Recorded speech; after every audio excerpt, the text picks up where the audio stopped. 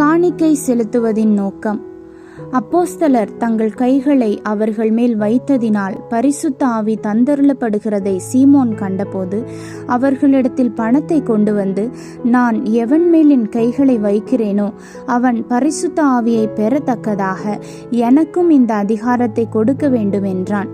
பேதுரு அவனை நோக்கி, தேவனுடைய வரத்தை பணத்தினாலே சம்பாதித்து கொள்ளலாம் என்று நீ நினைத்தபடியால் உன் பணம் உன்னோடே கூட நாசமாய் போக கடவது. உன் இருதயம் தேவனுக்கு முன்பாக செம்மையாய் இராதபடியால் இந்த விஷயத்திலே உனக்கு பங்கும் இல்லை பாகமும் இல்லை. இந்த இடத்தில் சீமோன் என்பவன் பணத்தை கொடுத்து பரிசுத்த ஆவியின் வரத்தை பெற வேண்டும் என்று நினைத்து கர்த்தருடைய ஊழியத்திற்காக பணத்தை கொடுப்பது போல அப்போஸ்தலரிடம் வந்து பணத்தை கொடுக்கிறான். அதனால் பேதுருவின் சாபத்திற்கு ஆளாகிறான். ஏன்? அந்த மனிதன் தனக்கு பேரும் புகழும் வர வேண்டும் என்று அந்த பணத்தை கொடுத்ததினால் அந்த சாபத்தை பெறுகிறான். அங்கு அவனுக்கு கர்த்தரின் மேல் அன்பும் பிரியமும் இல்லை.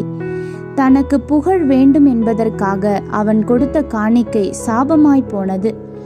நாம் கர்த்தரிடமிருந்து ஏதாவது நமக்கு கிடைக்க வேண்டும் என்ற எண்ணத்தோடு காணிக்கை கொடுத்தால் நாமும் பாவம் செய்கிறோம் என்பதை நாம் அறிந்திருக்கிறோமா?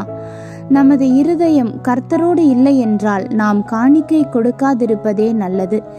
கர்த்தருக்கு காணிக்கை கொடுக்கும் முன் அவரோடு கூட நாம் ஒப்புரவாக வேண்டும். துன்மார்க்கருடைய பலி அருவருப்பானது.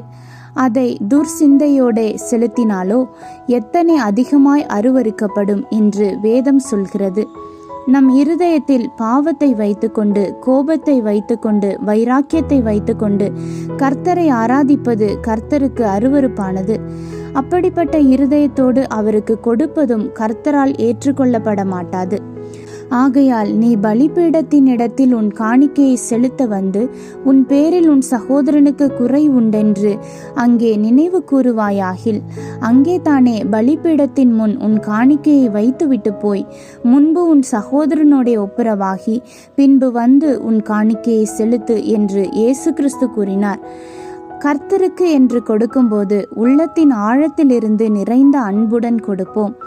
நமக்கு ஏதாவது திருப்பி கிடைக்க வேண்டும் என்ற நோக்கத்தோடு கொடுக்காமல், அவர் நமக்கு எதையும் திருப்பி தர நாம் எந்த விதத்திலும் பாத்திரர் இல்லை என்பதை உணர்ந்து, நாங்கள் அப்பிரயோஜனமான ஊழியக்காரர், செய்ய வேண்டிய கடமையை மாத்திரம் செய்தோம் என்று தாழ்மையுடன் சொல்வோமா? கர்த்தர் அதில் மகிழ்ந்து நம்மை ஆசிர்வதிப்பார்.